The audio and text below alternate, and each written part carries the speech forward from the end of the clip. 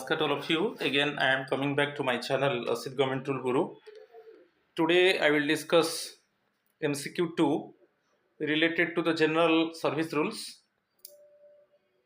Yesterday, I had uploaded MCQ 1. So, my friends, please subscribe my channel, share my channel, and like my channel so that you can get notification for my upcoming videos. Definitely share my channel because it would be helpful for others.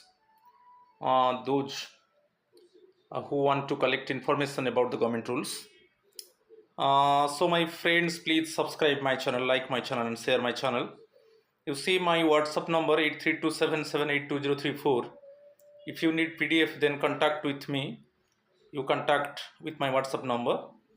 My Telegram channel link is there, t.me/bap8034, or also in video description my channel name is there. So please join my channel so that you can up to date about my videos. So today I will discuss 20 very important multiple choice questions, and definitely these questions you can get in subsequent examinations, and also 20 MCQs would be very useful for central government employees and other state government employees. So you see, question number 1, the entries in the service book regarding increments. The entries in the service book regarding increments and fixation of pay should be based on the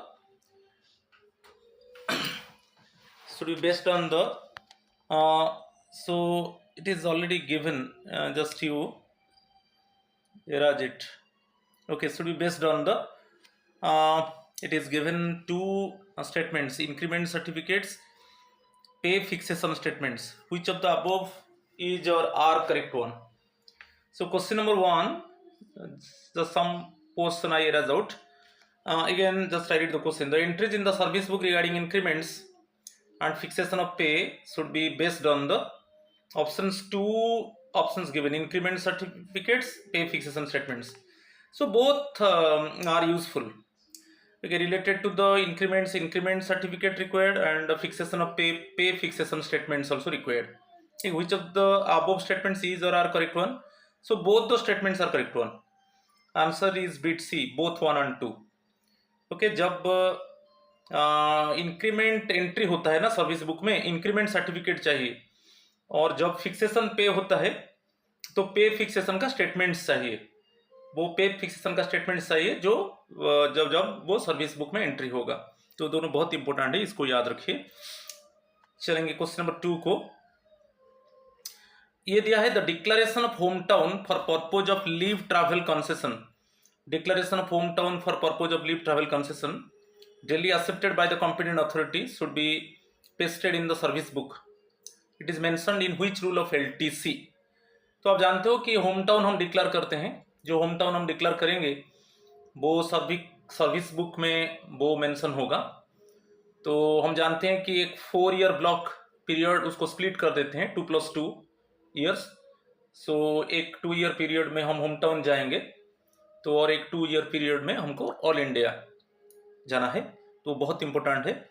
तो actually जो home town जो leave travel concession के लिए जो home town हम declare करते हैं और वो सर्विस बुक में मेंशन होता है, एक्चुअली ये कौन सा रूल एलटीसी का है जिसमें मेंशन है? It is mentioned in which rule of LTC? यही तो क्वेश्चन है. 4 options are there: rule 3 of LTC, rule 4, rule 5 and rule 8. तो जो लीव ट्रैवल कंसेशन का जो रूल है, कौन सा रूल में मेंशन किया गया है कि आप जब होम टाउन डिक्लेयर करोगे, बहुत इंपॉर्टेंट है, तो होम टाउन क्लियरली मेंशन होगा सर्विस बुक में, तो वो रूल 4 में है. So option B is the correct answer. तो आप देख लीजिए, एलटीसी रूल का रूल 4 में क्लियरली मेंशन है. जब आपका होम टाउन आप डिक्लेयर करते हो, वो आपका सर्विस बुक में मेंशन होता है. ठीक है, तो आंसर इज बिट बी. चलो क्वेश्चन नंबर 3. ये आ गया date of birth related question. Date of birth shall be entered in the service book और as recorded in the 3 statements given: matriculation certificate, municipal birth certificate, assumed date of birth in case of no documentary evidence. ये दिया है जब हम date of birth को entry करेंगे service book में, हमको क्या डॉक्यूमेंट चाहिए, किस डॉक्यूमेंट के आधार पर हम डेट ऑफ बर्थ को एंट्री करेंगे सर्विस बुक में, which document actually needed for the entry of date of birth in the service book. तो मैट्रिकुलेशन सर्टिफिकेट दिया है, म्युनिसिपल बर्थ सर्टिफिकेट दिया है, assumed date of birth in case of no documentary evidence. तो यहाँ पर देखिए, यहाँ पर जो 4 ऑप्शन है, ओनली वन इज वैलिडेट। मैं नहीं मानता हूँ only matriculation certificate, municipal birth certificate भी हम दे सकते हैं। Only 1 is validate, only 2 is validate, 3 is not validate. Either 1 और 2 और 3 इज वैलिडेट। 3 के ऊपर बोल देता हूँ, यदि आपका assume date of birth in case of no documentary evidence, आप देख लीजिए, यदि बेसिकली ओनली ईयर मेंशन है, मंथ मेंशन नहीं है, ठीक है, कि कोई पर्टिकुलर डेट मेंशन नहीं है, ओनली ईयर मेंशन है, तब हम 1 जुलाई ले जाते हैं, वो अज्यूम हो गया। ठीक है, ओनली ईयर मेंशन है, ओनली ईयर है, तो हम 1 जुलाई को ले जाते हैं। और ईयर है, मंथ है, मगर डेट मेंशन नहीं है, ईयर है, मंथ है, मगर डेट बेसिकली पर्टिकुलर डेट नहीं है, तो हम 16th को ले जाते हैं, नहीं कि तो वो अज्यूम हो गया। तो इसमें जो आंसर होगा, कोई भी एक, आइदर 1 और 2 और 3 इज वैलिडेट। मैट्रिकुलेशन सर्टिफिकेट वो भी एक डॉक्यूमेंटरी एविडेंस हो सकता है, और म्युनिसिपल बर्थ सर्टिफिकेट वो भी हो सकता है, और डॉक्यूमेंटरी एविडेंस नहीं है तो हम अज्यूम करेंगे। अभी मैं बताया कैसे हम अज्यूम करेंगे। ओनली ईयर दिया है तो हम 1 जुलाई लेंगे, ईयर मंथ है मगर पर्टिकुलर डेट नहीं है तो हम 16th लेंगे, तो ये अज्यूम हो गया ना। तो आइदर वन, ये आंसर होगा डी, आइदर 1 और 2 और 3 इज वैलिडेट। तो आइदर मैट्रिकुलेशन सर्टिफिकेट और म्युनिसिपल बर्थ सर्टिफिकेट और assume date of birth in case of no documentary evidence. Okay, ये सब रिकॉर्ड है जब हम डेट ऑफ बर्थ को सर्विस बुक में मेंशन करेंगे। ठीक है, तो ऑप्शन इज डी, बहुत इंपॉर्टेंट क्वेश्चन था। चलो आगे में चलते हैं। Question number 4, in case of declaration of date of birth in service book, if the year of birth only is declared, only year of birth दिया है, ओनली ईयर दिया है, तो assume date will be dash of the year. Only year है तो month and particular date missing है, only year है। जैसे एक एग्जांपल लेता हूं, जैसे डेट ऑफ ओनली 1981 है, तो यहां पर मंथ मिसिंग है और पर्टिकुलर डेट भी मिसिंग है, तो इसमें क्या हम अज्यूम करेंगे, in what way actually assumption should be taken. Okay, तो ये केस में अभी मैं बताया आपका आंसर, अज्यूम डेट क्या होगा, जो 4 ऑप्शंस, 1 अप्रैल ये गलत है, 1 जून, तो 1 जुलाई है सही है, 1 सितंबर, तो यहां पर ऑप्शन सी करेक्ट है। तो जो ओनली ईयर है, आपको याद रखिए, बहुत इंपॉर्टेंट क्वेश्चन है, ओनली ईयर है तो हम 1 जुलाई को लेंगे, अज्यूम करेंगे। ठीक है, ठीक है, तो option C is correct one. चलो question number 5, in case of declaration of date of birth in service book, if the month and the year given, month given suppose ये दिया है 1981 जुलाई 1981, मगर यहां पर पर्टिकुलर डेट मिसिंग है। If the month and the year only is declared, assumed date will be dash of that month of the year. तो यहां पर दिया है जुलाई 1981, मगर पर्टिकुलर डेट मिसिंग है, तो हम क्या लेंगे, तो option 4 options given, 10th 15th 16th 20th, तो हम 16th लेंगे। ओके, तो मंथ दिया है, ईयर दिया है, पर्टिकुलर डेट मिसिंग है, तो हम क्या लेंगे, 16th लेंगे, 16th ऑफ दैट मंथ। यहां पर जुलाई दिया है तो 16th ऑफ जुलाई लेंगे, सपोज जून है तो 16th ऑफ जून लेंगे, कि अप्रैल 1981 है तो 16th अप्रैल लेंगे। तो ये बहुत इंपॉर्टेंट क्वेश्चन है। तो यहां पर डॉक्यूमेंटरी, प्रॉपर डॉक्यूमेंटरी एविडेंस नहीं है तो हम अज्यूम्ड डेट लेंगे। ठीक है, अभी क्लियर हो गया। चलो क्वेश्चन नंबर 6 को देखेंगे। यहां पर दिया है 4 स्टेटमेंट्स गिवन। यहां पर हम देखेंगे which of the following above statements is और are correct one, correct statements को हम डिटेक्ट करेंगे। 4 statements given. First one, no alteration in the date of birth of a government servant should be made except with the sanction of the ministry और department concerned of the central government under which the government servant is serving. ये तो clear है। यदि आप date of birth में कुछ alteration, कुछ modification चाहते हो, तो आप जिस डिपार्टमेंट में आप काम कर रहे हो, आप जिस मिनिस्ट्री के अंडर काम कर रहे हो, उसका बिना परमिशन से डेट ऑफ बर्थ में कोई अल्टरेशन नहीं होगा। Clear? So it means in which department or in which ministry you are working, if you want to modify the date of birth, or if you need alteration in the date of birth, then you should have taken the permission of the ministry or department, or the ministry or department should have sanction. Okay, वो ministry और department sanction करेंगे कि हाँ आप suppose कोई basically mistake से आपका वो एक्चुअली वो रीड करेंगे, मिनिस्ट्री और डिपार्टमेंट, कंसर्न मिनिस्ट्री और डिपार्टमेंट उसको रीड करेंगे, उनको लगेगा कि हाँ यहाँ पर चूक हुआ है, तो वहां पर उनका सैंक्शन के बाद हम कर सकते हैं। तो ये स्टेटमेंट पूरा करेक्ट है। ओके, यहाँ पर एक क्वेश्चन भी आता है कि डेट ऑफ बर्थ जब अल्टरेशन की मॉडिफिकेशन होगा तो किसका सैंक्शन चाहिए? तो कंसर्न मिनिस्ट्री और डिपार्टमेंट, इन व्हिच डिपार्टमेंट और in which ministry the concern employee is working. ये बहुत इंपॉर्टेंट है, इसके ऊपर भी क्वेश्चन आ सकता है। फर्स्ट स्टेटमेंट करेक्ट है। A request in this regard is made within 5 years of his entry into the government service. जब आपका गवर्नमेंट सर्विस में एंट्री हुआ ना, जिस डेट में आपका एंट्री हुआ उससे आप काउंट कर लो, 5 years के अंदर आप रिक्वेस्ट कर सकते हो। सपोज कोई आप मॉडिफिकेशन करना चाहते हो आपका डेट ऑफ बर्थ में, तो आप जिस डेट में एक्चुअली आप ज्वाइन किया है उसी से 5 years के अंदर, तो यहां पर एक क्वेश्चन आ गया with in 5 years of his entry into government service, इसके ऊपर क्वेश्चन आता है।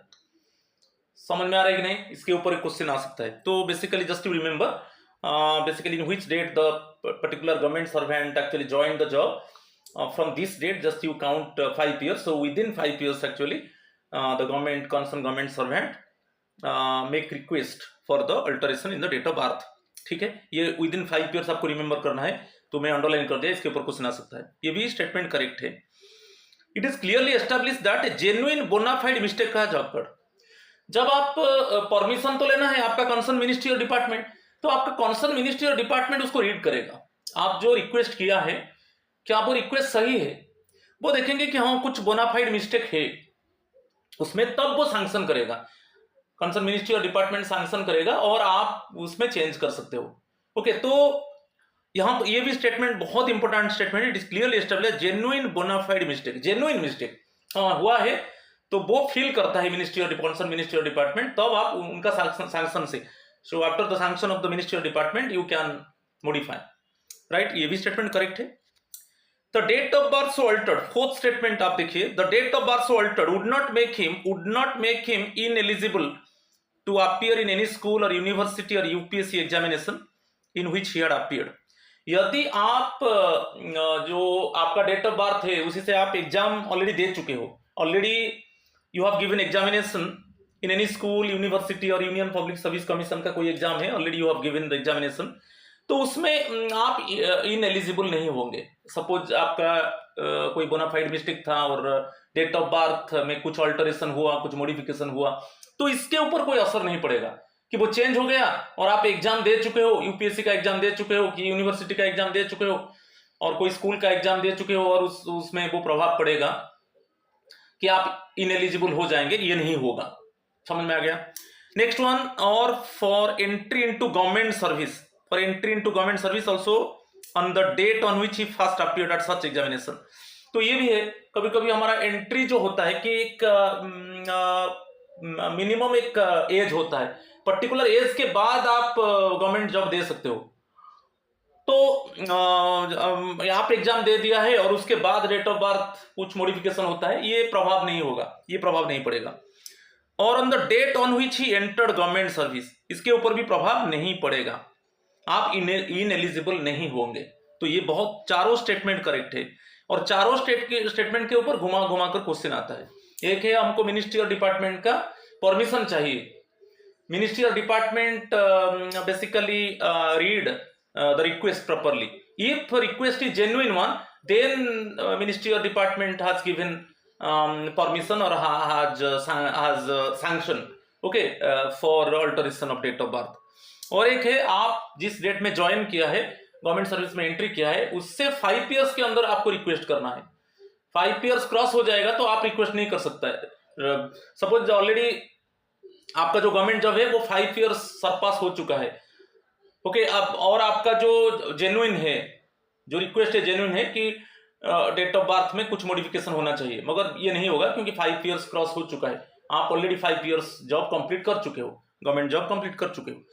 और ये जो और आपका जो बेसिकली जो मिस्टेक वो जेन्युइन होना चाहिए। जेन्युइन केस में एक्चुअली मिनिस्ट्री और डिपार्टमेंट सैंक्शन करेंगे कि हाँ आप मॉडिफाई कर सकते हो। और आप कोई भी एग्जाम दे चुके हो, यूपीएससी का, कि यूनिवर्सिटी का, स्कूल का, आप इसमें इन एलिजिबल नहीं होंगे यदि डेट ऑफ मार्क में कोई अल्टरेशन होता है। तो ये चारों बहुत सभी करेक्ट है। तो आंसर आपको मिल गया, आंसर इज ऑप्शन सी। तो all the statements 1, 2, 3 and 4, okay, all the statements are correct one. तो आंसर इज ऑप्शन सी। चलो ठीक है।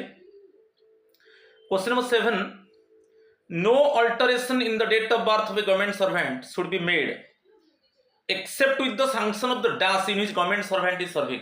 तो अभी मैं बताया था कि इन विच मिनिस्ट्री और department actually you are working, if you want to modify, genuinely mistake is there, and you must you request to the concerned department or ministry, in which ministry or department you are working, okay, you request to that concerned ministry or department, और वो concerned ministry और department sanction करने के बाद आप modify कर सकते हो आपका डेट ऑफ बर्थ में, नहीं तो आप नहीं कर सकते। तो आप रिक्वेस्ट करोगे, नहीं होगा जब तक आपका सैंक्शन नहीं होगा कंसर्न मिनिस्ट्री और डिपार्टमेंट से। तो आपका आंसर मिल गया। तो no alteration in the date of birth of a government servant should be made except with the sanction of the respective ministry और department in which government servant is serving. तो answer is option C. ये बहुत important सवाल था, okay. Question आपको मिल सकता है आगे में। चलो question number 8, in case of alteration in the date of birth, concerned government servant request to the respective ministry or department and it must be made within dash of his entry into the government service। अभी मैं बताया था, जब आप government service में entry करते हो और आपका date of birth already mention हो चुका है और आपको लगा कि हाँ उसमें कुछ जेन्युइनली मिस्टेक है, तो बेसिकली आप उसको मॉडिफाई करोगे। तो वहां पर आपका 5 ईयर्स के अंदर, okay, within 5 years of entry into the government job, जब आप एंट्री किया गवर्नमेंट जॉब में, उससे आप 5 ईयर्स के अंदर ये रिक्वेस्ट कर सकते हो कि रिक्वेस्ट करोगे किसको, कंसर्न मिनिस्ट्री और डिपार्टमेंट को, कि मेरा जो डेट ऑफ बर्थ में एक्चुअली जेन्युइनली उसमें कुछ मिस्टेक है और मैं उसमें मॉडिफाई करना चाहता हूं। ठीक है, तो ये आंसर आपको मिल गया 5 ईयर्स। ये भी बहुत इंपॉर्टेंट क्वेश्चन है, उसके ऊपर आपको क्वेश्चन मिल सकता है आगे में। तो आपका जो रिक्वेस्ट होगा within 5 years of entry into the government service. Option C is the correct answer. चलिए next one, question number 9, which record would be needed for annual verification of service. आपका जो सर्विस जो annual verification होता है, every year actually your service is verified, तो which record would be needed for annual verification of service of the government servant. तो क्या record चाहिए, जो एनुअल वेरिफिकेशन ऑफ सर्विस होता है उसमें क्या रिकॉर्ड चाहिए। यहां पर देखिए 4 स्टेटमेंट्स गिवन, पे bills register, attendance register, leave records इसमें दिया है। तो आपको याद रखना है कि आपका जो एनुअल वेरिफिकेशन ऑफ सर्विस होता है तो क्या रिकॉर्ड्स चाहिए, पे बिल्स चाहिए, पे बिल्स रजिस्टर, पे बिल्स और पे बिल्स रजिस्टर। तो दोनों को टिक लगा दो, तो आंसर आपको मिल गया 1 और 2। अदर नहीं चाहिए, अटेंडेंस रजिस्टर की लीव रिकॉर्ड्स ये नहीं चाहिए, ओनली पे बिल्स चाहिए। कितना अमाउंट आपको सैलरी मिला है, किस किस मंथ में, डिफरेंट मंथ्स में क्या क्या सैलरी आपको मिला है, और एक पे बिल्स रजिस्टर है, तो जिसमें आपको पूरा डाटा मिलेगा कि आपका नाम, आपका डिजिग्नेशन, ठीक है, आपका पीएफ नंबर की एनपीएस नंबर, पूरा डिटेल्स होगा, बेसिक पे, ओके, आपका जो डीए कि आपको टीए जो मिलता है डिटेल्स मिलेगा पूरा उसमें। तो बेसिकली 2 चीज चाहिए एनुअल वेरिफिकेशन ऑफ सर्विस के लिए, पे बिल्स और पे बिल्स रजिस्टर। तो आपका आंसर मिल गया, तो option C is correct answer, okay, both 1 और 2, ओके। अटेंडेंस रजिस्टर नहीं चाहिए कि लीव रिकॉर्ड्स नहीं चाहिए, राइट। चलो question number 10, verification of service of the government servant should be completed यहां पर देखिए 1 2 3 4 4 statements given on the completion of 18 years of service, on the completion of 20 years of service, 5 years before retirement, 3 years before retirement, ये दिया है। और जो option ABCD है either और दिया है इसे। तो यहां पर आप याद रखिए, आपका जो वेरिफिकेशन ऑफ सर्विस होता है, यदि हम शुरू से देखेंगे 18 years after completion of 18 years of service हो गया, after completion of 18 years of service आपका सर्विस वेरिफिकेशन होगा। और एक फॉर्मेट में अभी जो CCS पेंशन रूल बोल रहा है, CCS पेंशन ओके रूल्स 2021 बोल रहा है कि फॉर्मेट 4 में आपको एक सर्टिफिकेट दिया जाएगा, फॉर्मेट 4 में एक सर्टिफिकेट आपको दिया जाएगा। समझ में आ गया? तो आप 18 years after completion of service आपका सर्विस को वेरीफाई किया जाएगा और आपको फॉर्मेट 4 में एक सर्टिफिकेट दिया जाएगा। ठीक है। और एक ऑप्शन है 5 years बिफोर रिटायरमेंट, ये है आइदर और after completion of 18 years of service और 5 years बिफोर रिटायरमेंट। तो दोनों है। यदि आपका वेरिफिकेशन ऑफ सर्विस कैसे कब होता है, ये है आइदर और। तो आपको ऑप्शन मिल गया आइदर वन और 3 आंसर है। तो समझ में आ गया, जो वेरिफिकेशन ऑफ सर्विस होता है तो after completion of 18 years of service और 5 years बिफोर रिटायरमेंट।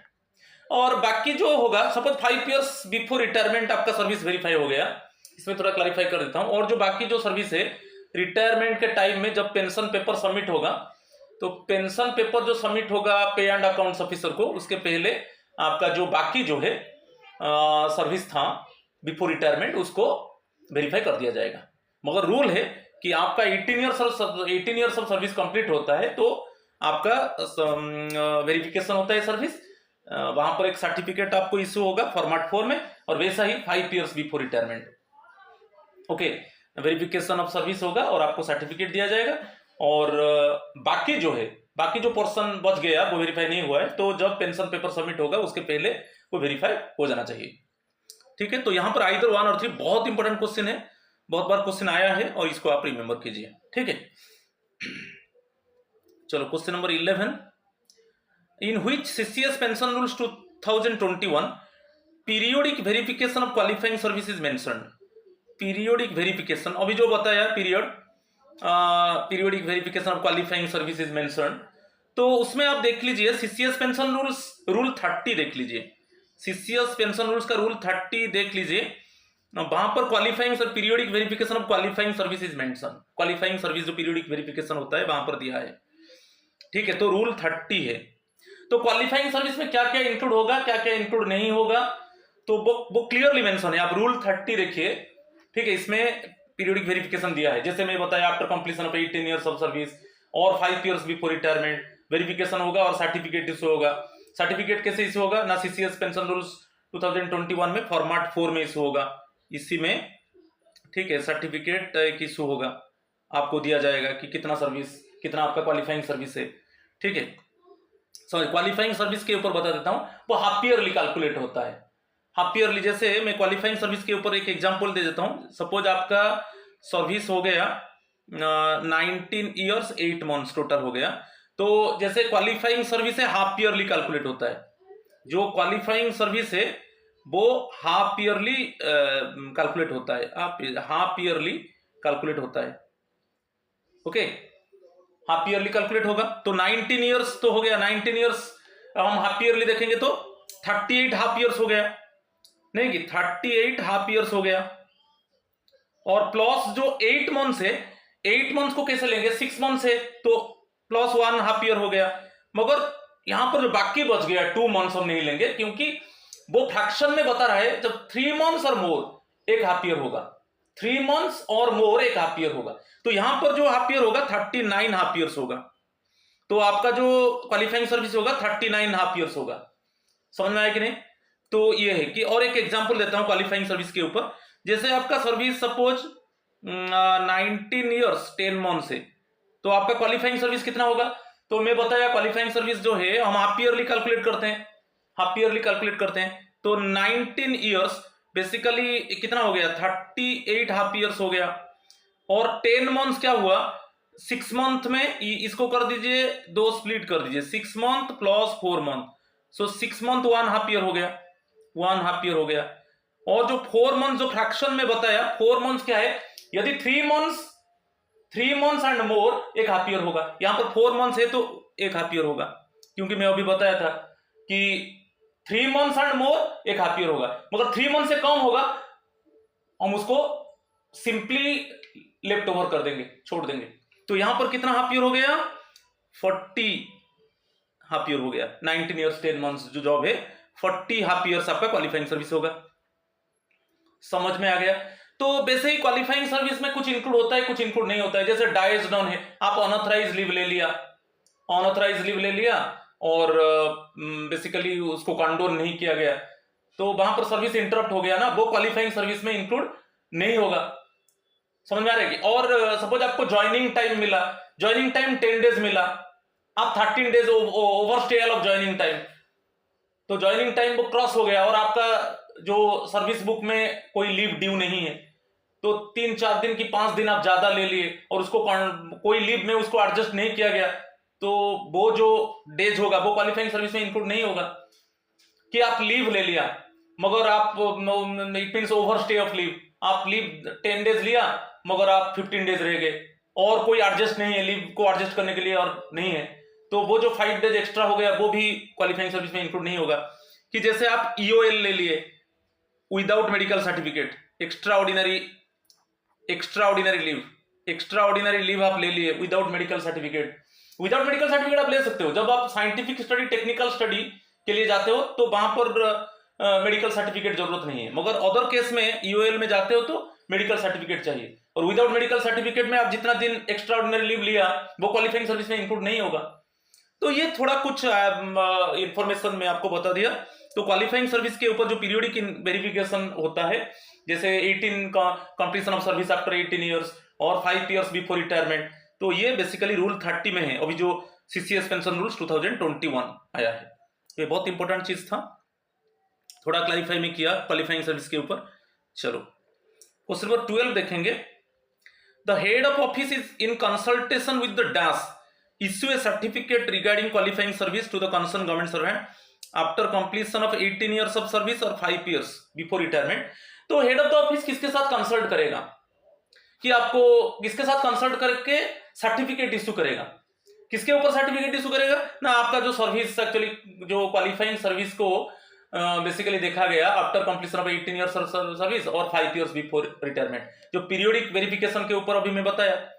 तो यहां पर हेड ऑफ द ऑफिस किसके साथ कंसल्ट करेगा, और आपको सर्टिफिकेट में जैसे बताया, सर्टिफिकेट किसमें इशू होता है, एक फॉर्मेट 4 है, और ये क्लियरली दिया है सीसीएस पेंशन रूल 2021 फॉर्मेट 4 में, वो आपको एक सर्टिफिकेट इशू होगा और उसमें आपका जो क्वालिफाइंग सर्विस कितना है वो इसमें फॉर्मेट में मेंशन होगा, तो आपको पता चलेगा कि मेरा क्वालिफाइंग सर्विस कितना है। ठीक है, तो यहां पर जो ये क्वालिफाइंग सर्विस बहुत इंपॉर्टेंट है ओल्ड पेंशन के लिए। अभी एनपीएस में जरूरत नहीं है क्वालिफाइंग सर्विस, मगर जो ओल्ड पेंशन, जो मैंने basically those people joined the government job before December 31st 2003, before December 31st 2003 और ओल्ड पेंशन है, उनके लिए क्वालिफाइंग सर्विस का जरूरत है। एनपीएस, नेशनल पेंशन सिस्टम जो एनपीएस है, उसमें जरूरत नहीं है। तो फॉर्मेट 4 में actually qualifying service after completion of 18 years of service और 5 इयर्स बिफोर रिटायरमेंट, तो फॉर्मेट 4 में। मगर यहां पर हेड ऑफ द ऑफिस किसके साथ कंसल्ट करेगा, हेड ऑफ द ऑफिस पे एंड अकाउंट्स ऑफिसर, जो अकाउंट्स ऑफिसर होता है उसको हम बोलते हैं पे एंड अकाउंट्स ऑफिसर, पे एंड अकाउंट्स ऑफिसर के साथ कंसल्ट करेगा, और जो जितना क्वालिफाइंग सर्विस होगा एक सर्टिफिकेट आपको इशू किया जाएगा कंसर्न गवर्नमेंट सर्वेंट को, आपको वो फॉर्मेट 4 में दिया जाएगा, फॉर्मेट 4 में दिया जाएगा और आपको पता चल जाएगा कि कितना क्वालिफाइंग सर्विस है। तो यहां पर आंसर हो गया option C is the correct answer. Question number 13, इसके ऊपर भी बता चुका हूं मैं। The head of office in consultation with the accounts officer determine the qualifying service and communicate to the concern government employ in dash format 2, format 3, format 4, format 5, format 4। ये clearly mention है CCS pension rules 2021 कि head of the office किसके साथ consult करेगा, पे and accounts officer. Accounts officer वही है, पे एंड अकाउंट्स ऑफिसर इसको कहा जाता है, पीएओ। अकाउंट्स ऑफिसर के साथ कंसल्ट करके आपका जो क्वालिफाइंग सर्विस है वो वेरीफाई हुआ after completion of 18 years of service और 5 इयर्स बिफोर रिटायरमेंट, और आपको फॉर्मेट 4 में एक सर्टिफिकेट दिया जाएगा कंसर्न गवर्नमेंट एम्प्लॉय को। ठीक है, option C is the correct answer. Question number 14 यहां पर देखेंगे, यहां पर भी दो स्टेटमेंट्स है। देखेंगे certified copy of service book may be supplied on payment of a may be supplied a certified copy of service may be supplied on payment of a copying fee ₹5 to a government servant who asks for it on quitting government service by retirement or discharge or resignation। जब आप job quit करते हो कि आपका retirement हो जाता है, कि आपको डिस्चार्ज कर दिया जाता है जॉब से, कि आप रेजिग्नेशन दे दिया, इस केस में आपको एक सर्विस बुक का एक सर्टिफाइड कॉपी चाहिए। वो बोल रहा है यहाँ पर जो फी होगा वो ₹5 होगा, ये एब्सोल्युटली करेक्ट है। जब आप रेजिग्नेशन देते हो कि आपको सर्विस से डिस्चार्ज कर दिया जाता है, कि जैसे सुपर अन्वेषण रिटायरमेंट की वॉल्यूंटरी रिटायरमेंट, कि आप गवर्नमेंट सर्विस को छोड़ देते हो, क्विट कर देते हो, तो आपको एक सर्टिफाइड कॉपी चाहिए सर्विस बुक का। तो आपको कितना फी पेमेंट करना है? ₹5 ओनली पेमेंट करना है, ये करेक्ट है। तो यहां पर पूछा है इनकरेक्ट, हम देखेंगे इनकरेक्ट देखेंगे, मगर ये करेक्ट है, फर्स्ट स्टेटमेंट करेक्ट है। In case the government servants copy is lost, suppose आपके पास एक कॉपी है, ओरिजिनल कॉपी तो हेड ऑफ ऑफिस में रहेगा, आपको एक डुप्लीकेट कॉपी दिया जाएगा। तो in case the government servants copy is lost, in case the government servants copy is lost by the government servant it shall be replaced on payment of ₹500, ये भी correct है। यदि आपका कॉपी जो duplicate copy आपके पास है वो यदि गुम हो जाता है, वो लॉस्ट हो जाता है, तब उसका रिप्लेसमेंट के लिए आपको ₹500 पेमेंट करना पड़ेगा, ये भी करेक्ट है। ये दोनों स्टेटमेंट करेक्ट है, मगर क्वेश्चन क्या पूछा? इनकरेक्ट पूछा है। तो ये तो दोनों स्टेटमेंट करेक्ट है, तो यहां पर जो आंसर होगा नॉन ऑफ द अबव होगा, क्योंकि दोनों स्टेटमेंट करेक्ट है। तो आपको कंफ्यूजन करने के लिए इस तरीके का क्वेश्चन देखिए, आप आजकल का जो क्वेश्चन आ रहा है बहुत कंफ्यूजिंग है, तो आपको पहले फोकस करना है कि क्या करेक्ट स्टेटमेंट की इनकरेक्ट, आपको देखना है। तो यहां पर दोनों स्टेटमेंट करेक्ट है, मगर क्वेश्चन पूछा है कि आपको इनकरेक्ट स्टेटमेंट को डिटेक्ट करना है, मगर दोनों करेक्ट है, तो answer D, none of the above. तो यहां पर दोनों इंफॉर्मेशन को आपको याद रखना है। चलो क्वेश्चन नंबर 15 को चलेंगे, ये भी बहुत इंपॉर्टेंट क्वेश्चन है। The duplicate copy should be given to the new appointees, the duplicate copy should be given to the new appointees within dash of the date of the appointment. आप जानते हो कि जो original copy head of the office के पास रहेगा और हमको एक डुप्लीकेट कॉपी मिलेगा। जो न्यू अपॉइंटीज है उसको कब डुप्लीकेट कॉपी दिया जाएगा? वो दिया है within dash of the date of the appointment, जिस डेट में उसका अपॉइंटमेंट हुआ उसी से कितने दिन के अंदर उसको डुप्लीकेट कॉपी दिया जाएगा। तो यहां पर 4 ऑप्शन है, 1 month, 2 months, 3 months, 6 months। आपको याद रखना है विद इन 1 month, जिस डेट में आपका अपॉइंटमेंट हुआ उसी से आप काउंट कर लो 30 डेज, उसी से काउंट कर लो 1 month के अंदर आपको हेड ऑफ द ऑफिस एक डुप्लीकेट कॉपी देना है। तो वही पूछा है, the duplicate copy should be given to the new appointees within 1 month of the date of the appointment. बहुत इंपॉर्टेंट क्वेश्चन है, ठीक है। ऑप्शन ए जो है करेक्ट आंसर है। क्वेश्चन नंबर 16 को चलेंगे। In which rule of GFR 2017 it is mentioned that every person newly appointed to a service or post under government shall at the time of the appointment declare the date of birth by the Christian era with confirmatory documentary evidence। अभी मैं बताया था कि कौन सा GFR 2017 general financial rule 2017 का कौन सा रूल में ये मेंशन है कि कोई भी गवर्नमेंट जब कोई पर्सन को गवर्नमेंट जब मिलता है, वो जब गवर्नमेंट सर्विस में एंट्री करता है उसको उसका डेट ऑफ बर्थ तो मेंशन होगा सर्विस बुक में, तो उसके लिए डॉक्यूमेंटरी एविडेंस चाहिए। अभी बताया था आइदर मैट्रिकुलेशन सर्टिफिकेट और म्युनिसिपल बार सर्टिफिकेट, और एविडेंस आपके पास कोई डॉक्यूमेंट नहीं है तो अज्यूम डेट अभी बताया था। तो ये जो है बेसिकली, और यहां पर एक क्वेश्चन आता है declare the date of birth by the Christian era, okay, with confirmatory documentary evidence. तो ये दिया है, ये कौन सा रूल में दिया गया है? जनरल फाइनेंशियल रूल 2017 में कौन सा रूल में ये मेंशन है कि आप गवर्नमेंट सर्विस में एंट्री करते हो तो आपको डॉक्यूमेंट देना है, आपका डेट ऑफ बर्थ जो मेंशन होगा सर्विस बुक में, इसके लिए आपको डॉक्यूमेंट देना है। आपके पास डॉक्यूमेंट नहीं है तो अज्यूम डेट में, जैसे बताया आप ईयर है ओनली, मंथ नहीं है तो 1 जुलाई, जैसे ईयर है मंथ है तो पर्टिकुलर डेट नहीं है तो वो 16th नहीं। मगर यहां पर कौन सा रूल है? जनरल फाइनेंशियल रूल 2017 मेंशन है, आप याद रखिए 287 रूल 287 आप देख लीजिए। GFR 2017 जनरल फाइनेंशियल रूल का रूल 8287 क्लियरली मेंशन है। ठीक है, option B is the correct answer. चलो क्वेश्चन नंबर 17 को चलेंगे। In which rule of GFR it is mention that service books maintained in the establishment should be verified every year by the head of office. हम जानते हैं कि आपका every year head of office आपका service book को verify करेगा, नहीं कि it is mention that service books maintain in the establishment should be verified every year, ये तो होता है।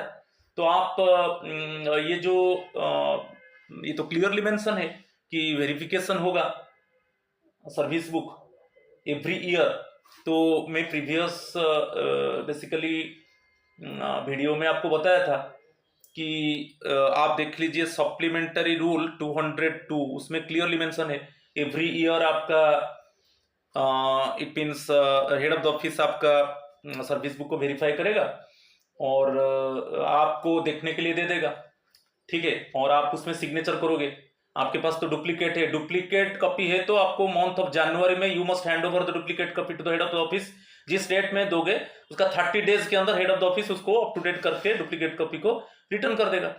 और एवरी ईयर वेरिफिकेशन होगा मीन्स आपका सिग्नेचर चाहिए, नहीं कि? तो ये सप्लीमेंटरी रूल 202 देखिए, इसमें क्लियरली मेंशन है कि every year actually head of the office verified. तो ये कौन सा GFR 2007 जनरल फाइनेंशियल रूल 2017 का कौन सा रूल में दिया गया है, आप देख लीजिए। रूल 288 जो 287 रूल है GFR का, उसमें डेट ऑफ बर्थ के ऊपर है। और यहाँ पर जो every year actually head of office actually जो सर्विस बुक को वेरीफाई करता है वो GFR का जनरल फाइनेंशियल रूल का 288 में है, मगर आप सप्लीमेंटरी रूल देखेंगे वो 202 में है।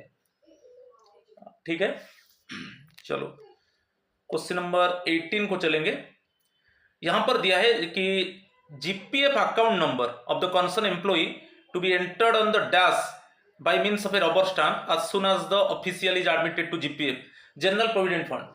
जो आपका जनरल GPF बेसिकली जो ओल्ड पेंशन वालों का है, हमारा NPS वालों के लिए नहीं है। तो जिनका ओल्ड पेंशन है उनका GPF अकाउंट है। ये जो GPF अकाउंट नंबर, ठीक है, कहां पर वो रबर स्टैंप के आकार में वहां पर मेंशन होता है। GPF account number of the concern employ to be entered on the dash by means of a rubber stamp, कहां पर मेंशन होगा? On the left hand top of page 1। Page 1 में तो मेंशन होता है, मगर on the left hand top, on the right hand top, on the left hand bottom, on the right hand, इसको कर दीजिए, ये लेफ्ट नहीं है, ये राइट हैंड बॉटम है, इसको ऑप्शन में ठीक कर दीजिए। तो कहां पर है? Left hand top of page 1, on the right hand top of page 1, on the left hand bottom of page 1, on the right hand bottom of page 1। तो इसमें कहां पर मेंशन होता है GPF अकाउंट नंबर? आप देखिए, option B is the correct answer. On the right hand top of page 1, जो service book का पेज 1 है उसका राइट हैंड टॉप में वो रबर स्टैंप दिया जाएगा और वहां पर आपका GPF अकाउंट नंबर रहेगा।